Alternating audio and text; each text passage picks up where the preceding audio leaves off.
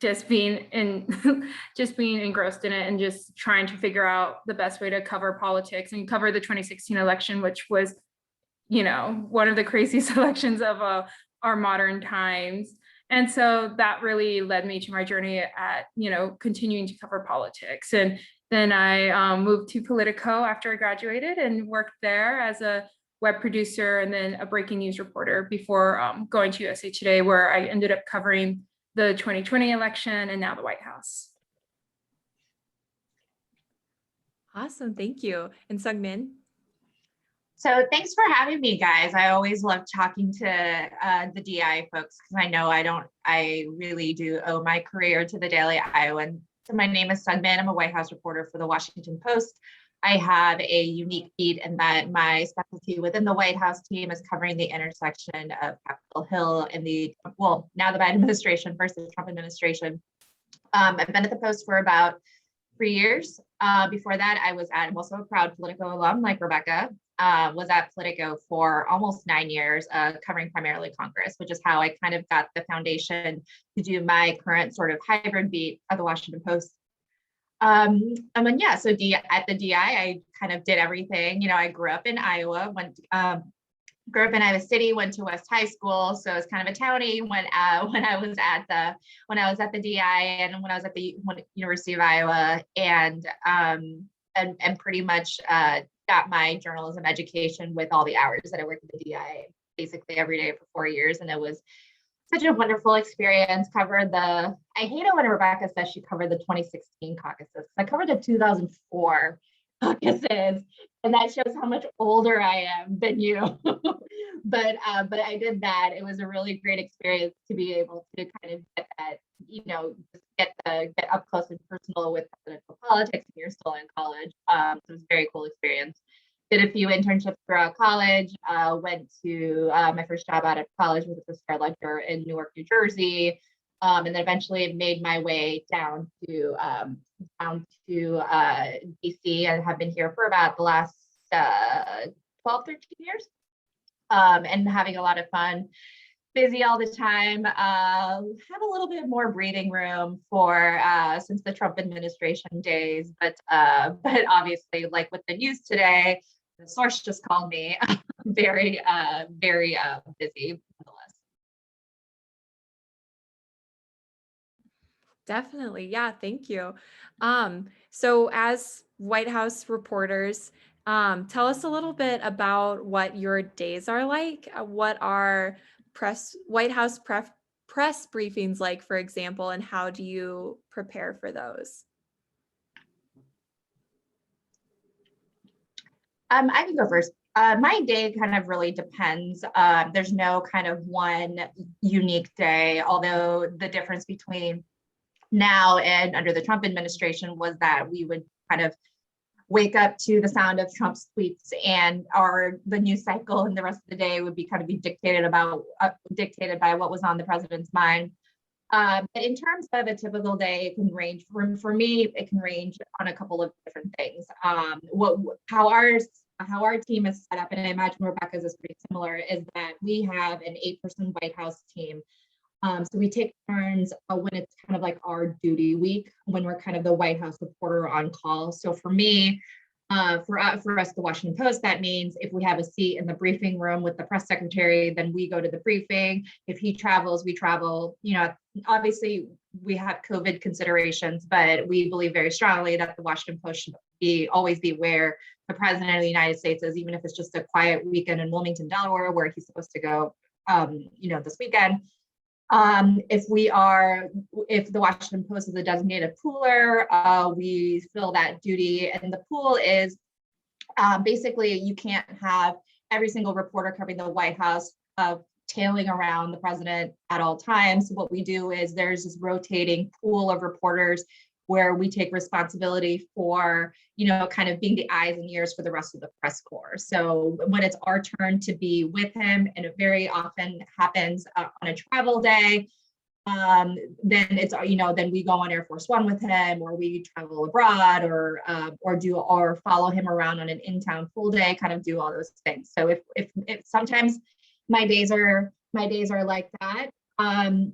most of the time, and as obviously it's been a little bit different since we've been mostly working from home because of COVID, I still spend most of my time before the pandemic hit on Capitol Hill because they are literally the best, they are the best sources to figure out what's going on, not just within Congress, but definitely within the White House, which is a huge part of my beat. I mean, I can give you one example. I was actually on Capitol Hill to get my first COVID shot of my first Pfizer on Wednesday afternoon. And I wasn't planning on being there very long, but I had some time to kill after my shot before I met some friends for dinner. And so I went over to House votes and I ran into a member of Congress who I hadn't seen for a while.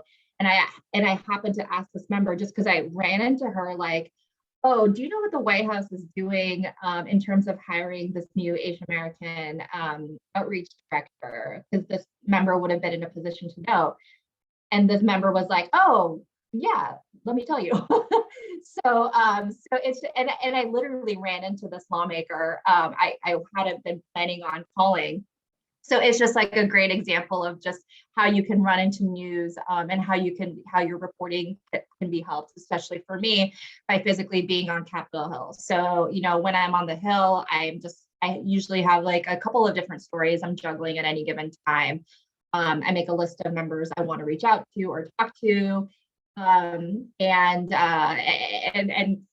find and kind of figure out how to track them down, whether it's through during vote time or during committee hearings, or if I can just kind of catch them in the hallways, and then just kind of pull all the stories together and file at the end of the day. So usually juggling a couple of dailies and occasionally a weekender, or on some weeks a weekender as well.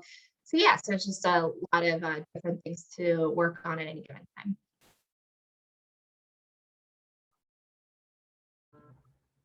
Sorry, I was muted. Go for it. Yeah, so like Seung Min, our team is kind of set up a similar way. So we have an 8-person White House team as well. We're kind of split in like half of us do breaking news one week, whatever breaking news happens, that's what we're in charge of, watching the press briefings if we're not physically there, doing pool duty, just whatever sort of breaking news happens that week. There's like half of us are working on that and focused on that, while the other half of us are doing enterprise. And a lot of the times there's still overlap. Like even on like my breaking news weeks, I still am trying to work on enterprise stories and just trying to do more in-depth stories rather than just the breaking news that we're working on. As for the press briefings, I usually prepare for them, kind of whatever I'm working on. So I'm working on a couple of stories. And so I'll try to ask, Jen Psaki about that. If not, also, there's always a lot of news that comes out right before the press briefings.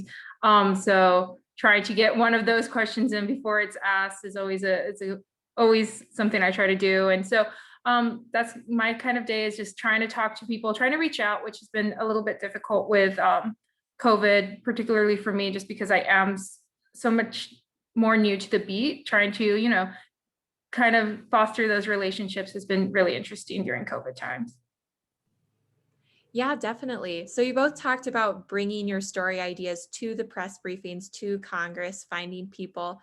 And I'm wondering if you could talk a little bit more about that process, how you decide what's newsworthy, or like maybe a time where you were working on something and you just needed to pivot to something that was said in a press briefing. So I'm curious how you decide like what's newsworthy and what to work on your own.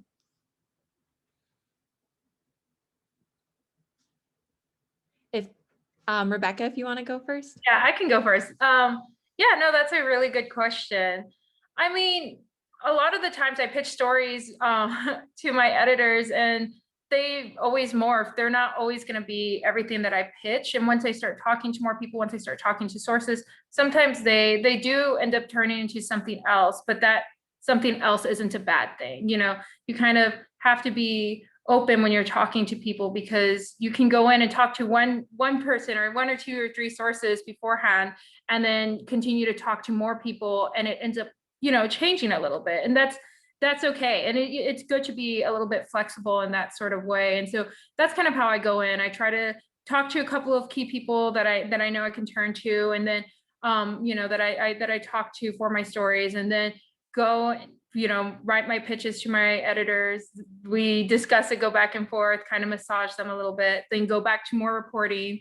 And, sometimes they'll stay the same, sometimes they change. And, but I think that's what's so fun about reporting, is that it's not always going to be, what you think or what you're going into, there's so many people who have different backgrounds and different points of view who really add to the story. So that's kind of how I go in, trying to talk to, to folks, trying to find story ideas that way. And then just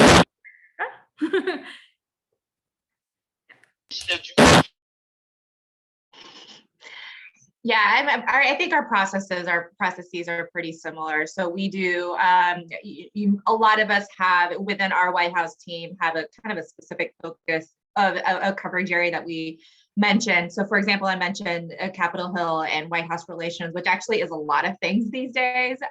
So on top of that, I'm focusing heavily on the President Biden's infrastructure and jobs plan that's moving through Congress, because that's going to be a huge centerpiece of his agenda. So I'm always kind of picking up what's happening today on this front.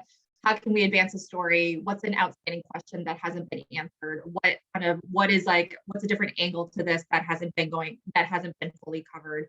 So I try to think of it that way, and then always just kind of check in with a core group of regular sources to see like what's happening, what's new on this. And that's actually why it's just great to be physically on Capitol Hill, because I just like do that when I run into people, just walking in the hallways, getting coffee or something like that. But it's also just a lot of, we sometimes get an idea just like by, obviously curiosity's sake. And I know we talked a little bit about the refugee cap issue, the news that just broke, but I had just been wondering for a while why President Biden hadn't taken the simple step of signing the paperwork to officially lift the refugee cap when he had kind of declared this 8 weeks ago. So my colleague and I did a story on that earlier this week, trying to figure out, well, first of all, pointing the fact that he had this weeks-long delay, and also just trying to find the reasons why it was held up so much. A lot of times things obviously just come from your own curiosity, following up on things that the administration has done and keeping them to account, because I think that's something that gets lost in a really fast daily news cycle. The president can declare something and then you have to go back and see, did this actually happen? Did he do something that he needed to do on top of the executive order to follow through? Today's news would suggest that Biden clearly did not, and clearly flip-flopped on his promise to expand refugee resettlement in the United States. Or like, did this executive order accomplish what it was supposed to do? Did it have any teeth? So I think it's really important for us reporters to always keep that in mind. Like, it's very easy for us to get caught up in the daily news cycle and what the White House is announcing that day, or what bills are being passed in the House. But it's kind of incumbent on us to keep a long memory and go back and make sure, the White House, members of Congress, federal agencies are kept to account to what they said they do. Yeah, definitely. That's a great answer. And so Seung Min, I'm wondering, so you went from reporting on the Trump administration to now reporting on the Biden administration through this congressional lens. What is different for you now reporting on these two different administrations? The Biden administration operates pretty similarly to the Obama administration in terms of their consultation with Congress and whatnot. So Congress would be a lot of times, a really easy way to figure out what the White House is up to is just by talking to the relevant committee members or relevant lawmakers, because they're either required to notify certain members of Congress of big White House actions, either by law or just out of courtesy. The Biden White House very much likes protocol processes. So they follow kind of these procedures that the Obama White House did. And Trump obviously was just like everywhere. So he would like announce some news, everybody from Mitch McConnell on down was caught super off guard. But then for me, like, you had to kind of find out who was constantly talking to Trump in the White House and who are these allies. It seems kind of it seems kind of it's not surprising now, but like earlier on in the administration, when Senator Lindsey Graham became such a close like phone buddy of Donald Trump, like we were all kind of like floored, because these were two men who had like fought during the presidential campaign. Lindsey Graham was obviously very close to John McCain, who fought furiously with Donald Trump. But, you know, we learned over time that Lindsey Graham just really had Trump's ear and was talking to him constantly, and then telling us constantly like what Trump was thinking and what the White House was up to. You kind of had to like, and you had to kind of find these like, at least for me, sort of these like oddball people that that Trump or the White House would talk to let them know what's really going on in the White House. It's a little similar element of that with the Biden administration, but there's but there's a lot of I forgot what I was saying. I hope it's okay. Sorry, y'all. They're now, so shouldn't have. Okay. But yeah, so it's a lot of so that's one of the differences. And I feel also just covering the two different administrations with the same Congress, it's or the same kind of circle of lawmakers, it's you're catching, for the most part, the lawmakers now are a lot less caught off guard than people were under the Trump administration, and there's lots of less like open feuding. Obviously, House Democrats and Trump did not have the best relationship, considering they impeached him twice, but at the same time, like you just had all this like open warfare with Trump and or certain aspects of congressional Republicans. You're not seeing that level of between Biden and Democrats just yet. Definitely. And Rebecca, do you have anything to, I know you recently came onto the White House beat, but just in terms of like politics in Washington, have you seen a change in your reporting style, or just, the atmosphere in Washington with the change in administration? I mean, I feel like it's a little bit difficult for me to answer that. I don't want to say something that I don't know is true.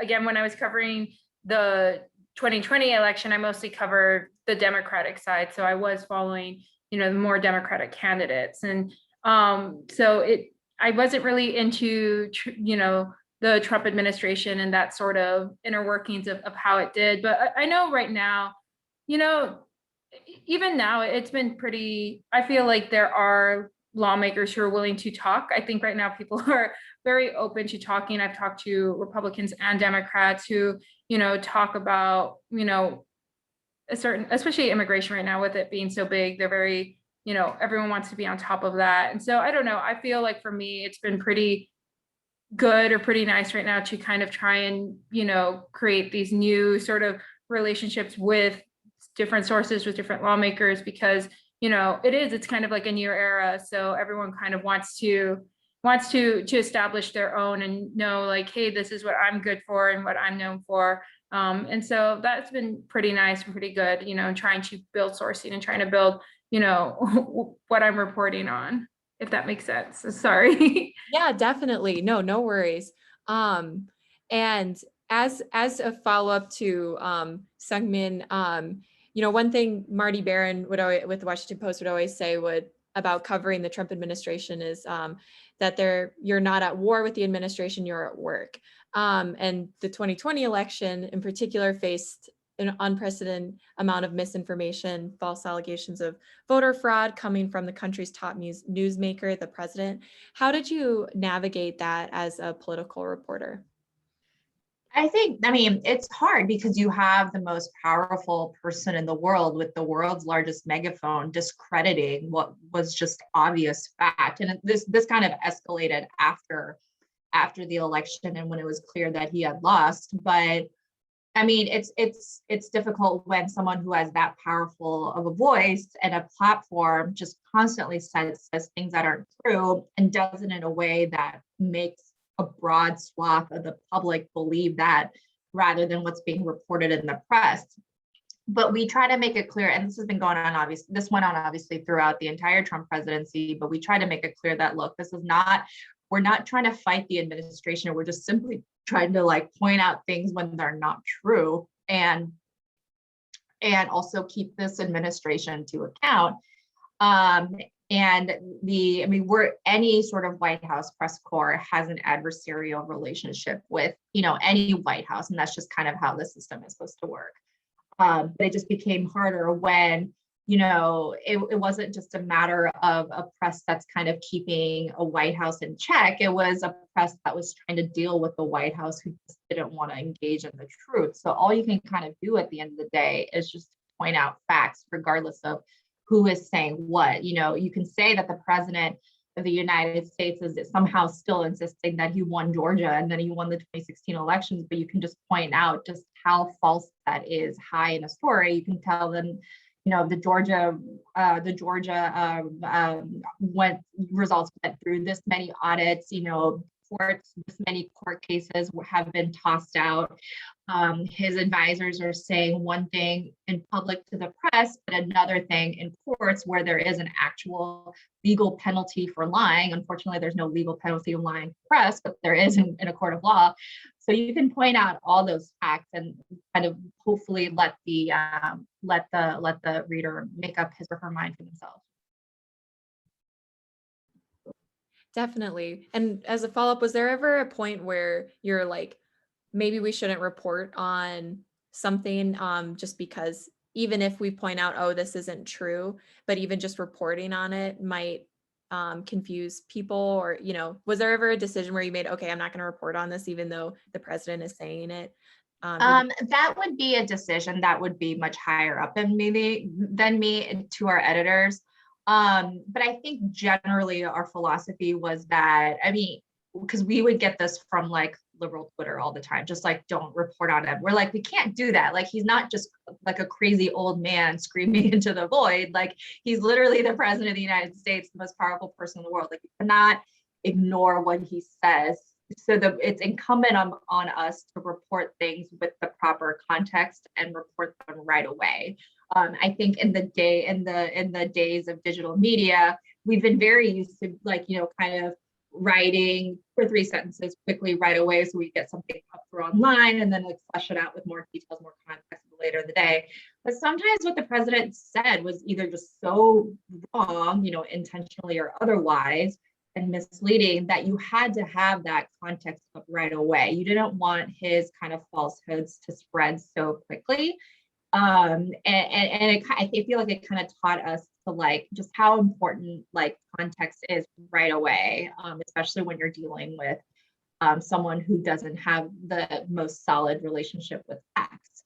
So I think our philosophy was never don't report on him, but it was just like report on him with the correct context, the correct descriptions.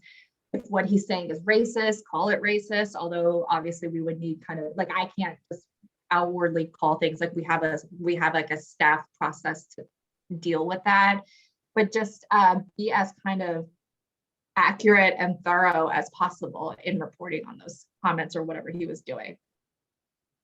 Definitely. Yeah. Thank you. Very insightful. And so a question for Rebecca, you've stepped into this new role covering immigration in the White House. Tell us a little bit about that, especially considering that immigration has been a topic of, I don't want to say a hot topic, but, a topic of importance in the Biden administration thus far. Yeah, for sure. So, yeah, it's been an interesting undertaking just because there's so many aspects to immigration. So there's obviously the Biden administration and their agenda, what's happening on Capitol Hill, and then activists who play a pretty key role. So trying to kind of, trying to make and foster relationships with each aspect to try and, talk to them, to get their opinion, to get their thoughts, to get what is happening on the ground and what's happening with them, whether it's legislation, whether it's, kind of what do activists really want from the Biden administration? How's the Biden administration kind of responding to that? I think for me, one of the most interesting aspects of jumping into this is I'm from the Rio Grande Valley area where a lot of people are talking about, immigration, where My hometown is Donna, Texas, where there is the really, the migrant facility that a lot of children are at. And so it was kind of it was kind of a weird like thing for me to like jump into a new beat, trying to foster these relationships, but also know a lot of kind of what is happening. Obviously, immigration isn't just something that happened under the Biden administration or the Trump administration. It's something, that's been a pretty big topic for multiple administrations. So, trying to also look at historically, how was it covered, and like what's different, historically from now. And so that's really also helped, foster sort of story ideas, trying to understand really like how has immigration, changed throughout administrations and not just Biden's. And so, also trying to hold Biden accountable for like the Biden administration accountable on what they're doing and like how they're handling the immigration situation, and, just trying to get as many opinions and thoughts on it when talking to sources, because, again, a lot of people really do want to talk about it. And like Seung Min said, though, you have to add context, because a lot of people want to talk about it, but, there's also, they're going to talk about it with, their perspective and their agenda. And so adding context, making sure, when you're reporting, that when someone says something, you have to also make sure, be like, well, this is like what was also happening at the time, and making sure to just be as like thorough as possible, because it's a topic that, has a lot of layers to it. Yeah, definitely. And just as a follow-up, is there anything in particular that has surprised you or you found particularly interesting about the Biden's handling of immigration here so far? I think one of the difficult parts was, there during transition times, there was still a lot of, people who weren't at some of the different departments, like, Health and Human Services, Homeland Security. And so I feel one of the things that has been really good is just, I feel like they've been more willing to have press briefings and like press calls with reporters to talk more in depth about, immigration, whether they have like a topic or just, allowing access to reporters to, ask the questions that they want to ask about immigration. So that has been really surprising to me. I didn't know if, with it being such an important topic or something that people are talking about a lot, I was unsure what that was going to look like in terms of access. And so, I feel like this is something that a lot of reporters are covering very, very well and very thoroughly. And so to kind of, have some sort of press briefings, whether it be weekly or biweekly, it's really, really nice. Bi-monthly, biweekly, 2 times a month, whatever. You know what I mean? Yeah, definitely. No, that's awesome. And so I'm going to shift gears a little bit Rebecca, forgive me if you are not yet a White House reporter, but I'm sure you're still in Washington, D.C. But I am interested if you all would be willing to share with us what it was like being in Washington, D.C. during the January 6th insurrection, and what reporting on that day was like for you both. And for anybody who would like to go first. Yeah, it was a really tough day. I actually was supposed to be there at that moment when it all happened, but I wasn't, because I actually switched shifts with a colleague at the last minute. And like on a personal level, it was really hard, because this is not just a workplace for me for the last, decade. It's a second home. The Capitol Hill is really a community. We're like in our own little kind of bubble or world when we're there. And just everyone from the most powerful members of Congress, from reporters, staff, people in the cafeteria, police officers, we're all just kind of part of this one community. And I can say that I have never not felt safe on the Hill, because you just go through so many kind of security procedures, layers. I've seen kind of examples of potential security breaches before, just like very minor ones, obviously relative to what happened in January. but Capitol Police were always like, the system worked, like Capitol Police were always there to ward off any threats and whatnot. So I just never not felt safe physically being there. So for that to happen, for that level of breach to occur, was just like, it's just really kind of just still kind of hard to comprehend. And it was just, it's so, reporting on it. I mean, for obviously for any news organization, but especially for the Washington Post, this was like an all hands on deck, all newsroom on deck responsibility. So in terms of what actually happened with the breach and whatnot, a lot of that was left up to our law enforcement reporting or reporters. But immediately that day, obviously I was still working from home. I was checking frequently with my friends who were up there and our Washington Post person who was up there that day.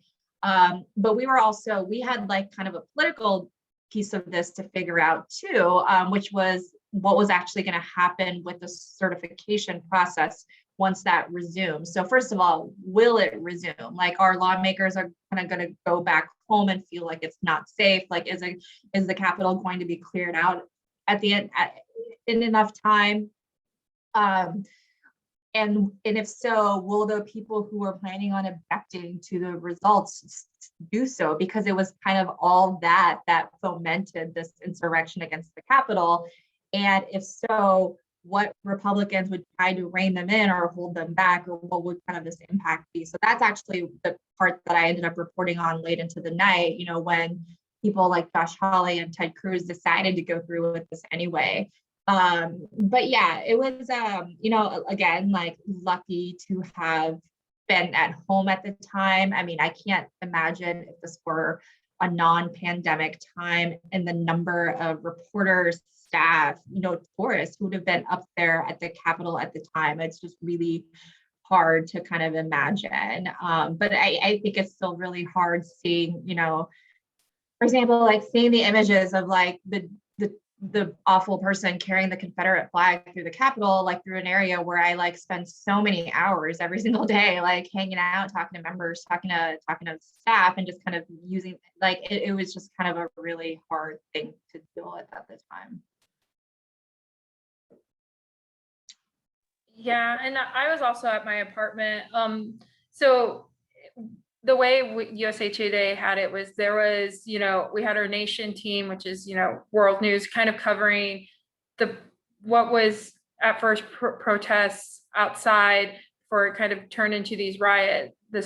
And so there was like that aspect, while like the politics part was, we had like staggered shifts to cover the certification because we didn't know how long it would last. And obviously, with it being pushed back after the riots, I was up until 4 a.m, kind of helping cover the certification aspect of this. But also during the insurrection part of it, it was kind of wild to see, like, I was switching back between all 3 of the networks and kind of trying to listen in and hearing lawmakers call into the different networks and talk about what they're seeing, what they're experiencing, how they're feeling, and just even some anticipating that it was going to be a dangerous day for them.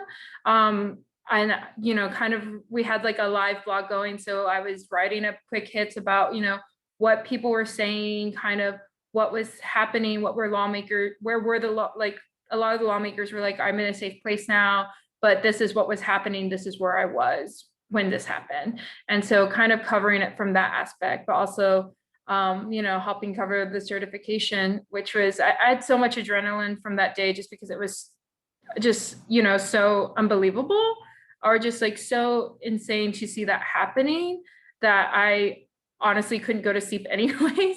So to be up and help cover the certification and feel productive was good for me. But it was hard because I'm like, I had a lot of friends up there, so I was very worried for them.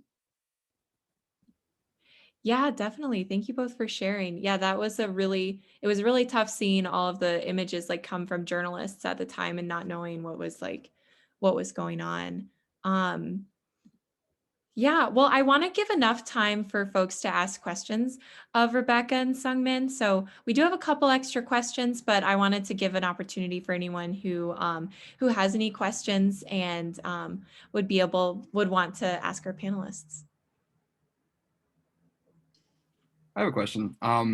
So I think both of you are doing jobs that I'm sure several people in this Zoom call would love to do and kind of aspire to do. So I'm curious about how you kind of got what your path was to get to where you are now, and like what advice you'd have for people looking to be political reporters, and how to kind of get their foot in the door. Yeah, I can talk about that a little bit. I mean, I knew generally I was interested in covering government and politics. I took AP government in high school, and I really thought it was fascinating. Double majored in political science. And obviously talked about covering the caucuses. So how I got to where I am today, basically, I knew I wanted to cover, DC someday. I didn't know when, but I, kind of jump on the opportunity that I had to come to DC to work as a kind of a year-long fellow for USAToday at the time, and just kind of used one job to build upon the next job. And I had actually never planned on covering Congress, although that ended up being like the best kind of thing that could have ever happened to me. But it just so happened when I was at Politico, and when I wanted to transition into, sorry, I ate too much food. When I was ready to transition into a reporter, Congress was actually the beat that happened to be open at Politico at the time, and then I took it. So it's kind of, even if, like, I thought I kind of wanted to just cover campaigns, national politics, because that's what you think of as a political reporter. But Congress happened to be the job that was open at the time, and obviously it was the best decision that I could have ever made. So obviously one tip is just kind of take an opportunity that's given to you, especially when you're younger, and just really kind of, relish it and make the most advantage, or take the most advantage of it possible. And just remember that every sort of story, every beat that you have really kind of builds on your experiences, and it helps you kind of get to the next level in your career. I had the general congressional beat, but within the congressional beat, I had been asked to cover immigration specifically on Capitol Hill. And this was at a time when Congress was working through a comprehensive immigration reform debate. It was a pretty expansive debate that lasted for it lasted for months in the Senate. It actually lasted for well over a year if you count kind of all the ups and downs in the House.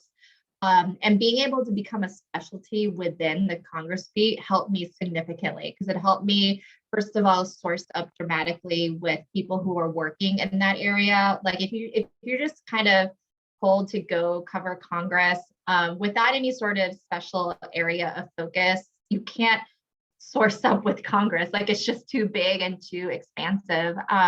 But the fact that I had kind of this like little immigration niche to work with, that helped me kind of really own a beat and know it front and back, and deal with, for example, sources who are not just press secretaries and communications directors, as lovely as they are. You actually kind of, once you prove yourself, you talk directly to the policy experts themselves, and kind of built an expertise. So having that experience helped me significantly. And then just kind of covering a broader Senate beat, and you just kind of hopefully built up a good kind of track record, and a good record of producing stories that hopefully you think people would want to read, and then hopefully attract people who want to hire you someday. I think that's pretty simple. I mean, you just kind of take the opportunity that's given to you, and just kind of work as hard as you can to be the most authoritative person on that beat. And as for me, I felt like I was very, very lucky because the EPI team went to DC. I got to go twice with the EPI team, my senior year, I made as many meetings as I could, just any coffees I could, in addition to like all the interviews we were doing with, the congressional delegation. I tried to meet with reporters, editors. I was very lucky for Jen for setting me up with an editor at Politico, Charlie Matassian, who is still to this day very amazing. He's a good ally that I have here in DC. And so with Charlie, with Seung Min, I ended up at Politico. Again, I really, if I didn't go to Iowa and Iowa wasn't such a political place, I really would not have ended up in DC at all. I learned to really love politics. Growing up in Texas, growing up in the Rio Grande Valley, like it can feel like a bubble, just because of where it's at, and like kind of just just because local politics is more relevant than like national politics. So to me, to fall in love with national politics in Iowa was so worthwhile, and being able to report on the caucuses and also meeting reporters that way. So that was another good way to connect, was when there's always national reporters there to cover politics, since Iowa is so relevant. And so being able to talk to them. And then once I got to Politico, it was working really, really hard to like prove to my editors that like, hey, I know what I'm doing. Like, I know what, like, I have this expertise and I can work really hard to even build up more of what you need. And so I've learned that, talking to people, telling editors exactly what you want and like what you're doing and your ideas has been really beneficial. So when I moved to USA Today, I was doing breaking news at Politico, and then I moved over to do breaking news for the politics team at USA Today. And I was talking to our managing editor one day, and I was telling her all these ideas that I kind of had in terms of, the 2020 election. And it just so happened like 2 months later, our reporter covering the 2020 election got poached by AP and moved to AP. And they were like, do you want to do it? And I was like, sure, yeah, let's do it. Let's just do it.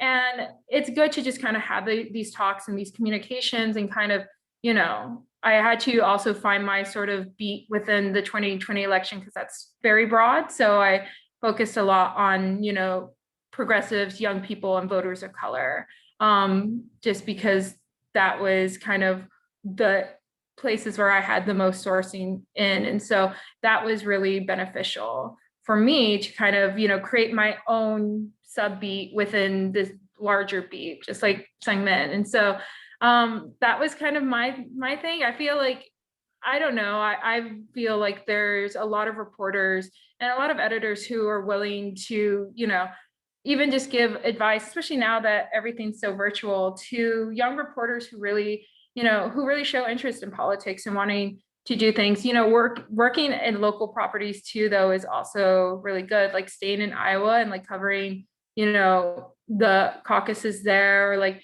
other key states, is also really good. You gain that experience and that expertise that, that you don't always have when you just start, nationally. So. Can I jump in with a question, Sarah? Is anyone else in line? Hey, both of you. It's just such a thrill to see you both. I remember multiple conversations with both Seung Min and Becca in the DI newsroom. So it's really thrilling to see you both so successful and seemingly so happy. So congratulations for that. I'm just wondering, given the audience here, if you could talk for a moment about any small successes or small disappointments or challenges in the DI newsroom that you can still remember, that our students maybe could now relate to. And I'm thinking anecdotally, just to help them understand that you two were once in the spot that these young leaders are today. I think my senior year, I kind of wanted to be managing editor and I didn't get it. So, so there's one. So I, and let's see, so there's that. But I still turned out okay, I think. And right. That was actually, yeah, so that's like one disappointment. I think of a good, Can you think of any stories you covered, Seung Min, that still get you excited about, remembering it from the DI newsroom? Yeah, I can definitely do that. So like Rebecca, I covered, was one of my beats at the DI was the courts, which I just found to be a really interesting area of coverage. That's actually where my goal, my dream job still, which still I guess is technically my dream job, to be the Supreme Court reporter for the Washington Post, is where that kind of came from. But I remember one of the story ideas I had, and this is kind of an example of how some of the best story ideas just come from your own, odd, weird curiosity, and you just wondering like, why is that the way it is? And there's one thing that I noticed, just like going to the courthouse every day to, go through the court records and do all that as part of the DIB, I noticed that like I never went through security, or there was very little, there was like no metal detector, there's no like bulletproof glass with the clerk's office.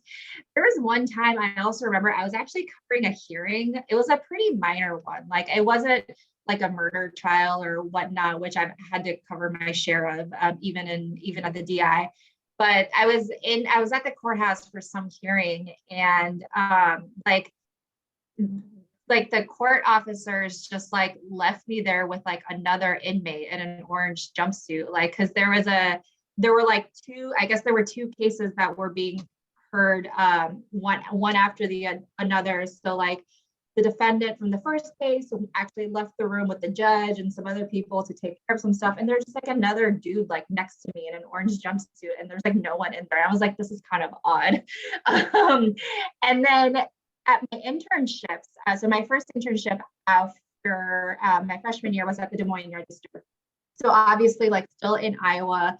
And one of the stories that I had at the Register required me to go to the courthouse in another county.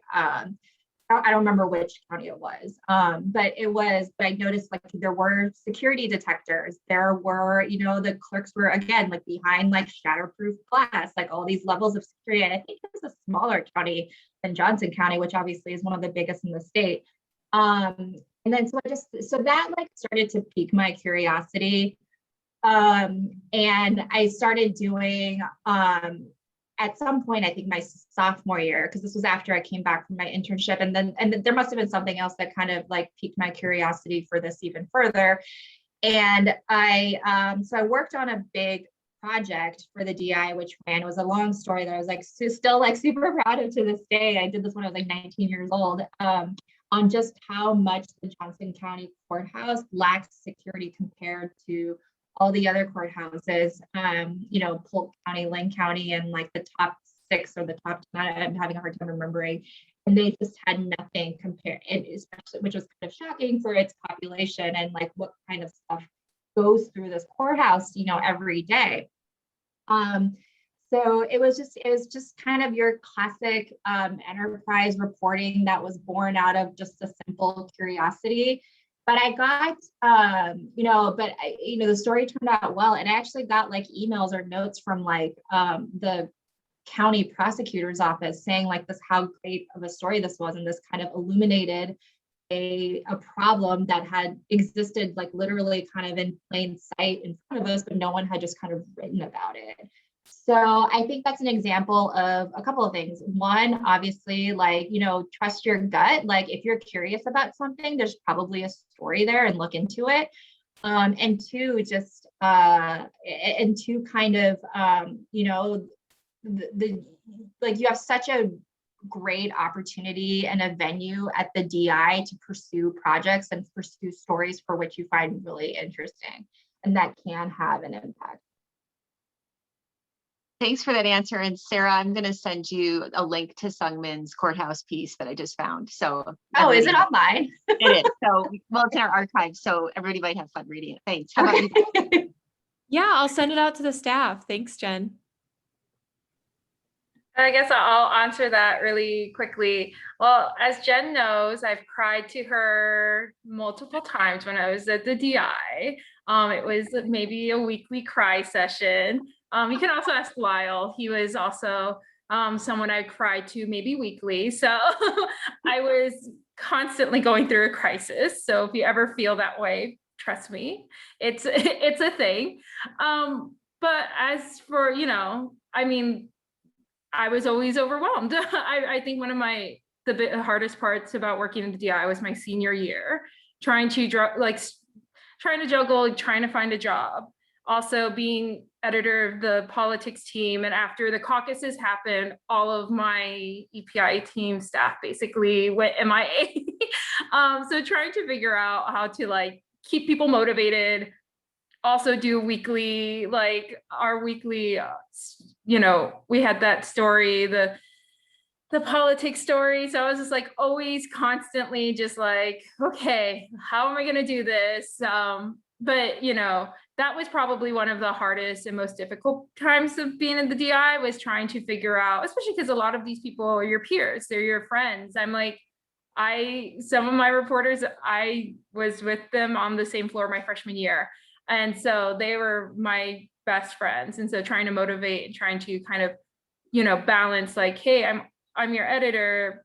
Also, can you please give me your story? And then as for stories I was proud of, I think there's two stories that I really liked that I've done. One was a daily, and it was something so simple as the fact that the University of Iowa at the time that I was there didn't have a Latino studies class or program. And there was an African-American one. And it was something that I had heard from other Latino students, some that were, part of just more the Latino groups at the University of Iowa, and how there was this small sort of push by some professors who were trying to get a Latino studies program created. And so I remember doing a daily about that. And then, a couple of months later, this program, and ended up being a lot more push for it. And seeing a lot of people post about wanting it and petitioning for it. And then eventually I think it was created. So that was kind of a neat story, just, talking to other groups. I mean, being Latina was kind of, I always said that I had my DI friends, but I also had a more a different group of friends, if that makes sense. And not that they were separate or anything. It just, I had different classes than some of my other friends. And so meeting different people. And then one that I really liked, and what I've learned I really love to do, is profiles. And I got to the first, one of my first trips to DC with EPI was when Senator Ernst was first got in Congress. And so I met with her in DC and got to see her. At the time, she had a temporary office, and got to profile her. And I really love doing stuff like that. I like doing profiles. I like just kind of going in the grain of who a person is. And so that was something that I really enjoyed and really loved, and is still one of the articles that I'm most proud of. And also it helped me create a nice relationship with the staff at the time at Senator Ernst's office. So even when I graduated, I was still in close contact with them throughout the couple of years that I was at University of Iowa. When I graduated and they saw I was working at Politico, I got a really nice email from the communications director at the time saying that she was very proud of the work that I've done and was excited to see me in DC. So it's really nice to get stuff like that. And Becca, I just want to jump in and say, I don't ever remember you crying in my office, but I do remember your laughter from the newsroom. This young woman has the best laugh, and it would just echo throughout our newsroom. So not to worry. Okay. I did laugh a lot too. Trust me, I got in trouble for that too. I got distracted. I like talking to people, if you can't tell, as a journalist. So that was another difficult aspect for me. I got distracted a lot. Yeah, what is it, that sense of community? We've been operating like you both have, I'm sure, in a remote newsroom for most of the year. What do you guys miss most about working in person? I personally just miss people. I just miss seeing people. I'm vaccinated. I got the Johnson and Johnson. It's been 2 weeks. I'm good. But I was able to have coffee with like a source, and just to speak to someone not on Zoom was so nice. I was like, wow, I forgot what it's like to, see someone physically and like see a person physically. I miss my coworkers a lot. It's been really sad because we've had coworkers move from other news organizations. I'm very happy for them, but it's like also, man, we didn't get to celebrate, or I haven't seen you in a year and now you're gone. But it's DC too, so it's a small, DC feels small once you've been there for a while. So it's nice. I miss seeing friends and coworkers, my editors, that sort of thing, sources. Yeah, I mean, things are just always going to be better in person. I mean, I talked earlier about how just physically being on the Hill, you can literally run into news, so which doesn't happen when you're at home. So I miss that aspect of it a lot. I also just miss I miss little things like travel. I mean, I have still done a few presidential trips throughout the pandemic, whether it was under Trump or with Biden a couple of times. But this is like the best, most braggy part of the job, but it is an honor to ride on Air Force One. And I hope, Rebecca, have you had an Air Force One trip yet? Okay. USA Today is in the travel pool for domestic, so you will get a chance soon. I just don't know when. But so it's amazing to have that opportunity, and you obviously get less of that in a pandemic. So that's tough. And just kind of being where things happen, and not being able to be there. Like, for example, President Biden is giving a press conference with the Japanese Prime Minister later this afternoon. Under normal circumstances, these 2x2, what we call 2x2s, these press conferences with foreign leaders would have the entire press corps represented, one person from each news organization, but they're not doing that today. They're just restricting it to the in-house pool because of the pandemic. So there is a lot of restrictions, obviously. I mean, there's so much to things that are just inherently better once you're there, and also just, I miss being our own colleagues and we can Zoom, we can text, we can talk on the phone as we work on stories throughout the day, but it's really not the same as kind of turning around in your chair and just kind of being able to work things out that way and whatnot. So I miss that. And hopefully, I got my first dose a couple of days ago. So hopefully by like mid-May, I'll be fully vaccinated. And Capitol Hill, for the most part, is becoming fully vaccinated as well. So it should be a little bit safer for those of us going forward, even if the entire society doesn't return to normalcy. But yeah, so it's I'm sure Rebecca will agree that we're trying our best from home, but it certainly is not the same as being there when it happens. Yeah, definitely. Thank you for sharing. Well, we're at about 1, so I want to be respectful of both of your time, but does anybody else have any last minute questions for our 2 guests?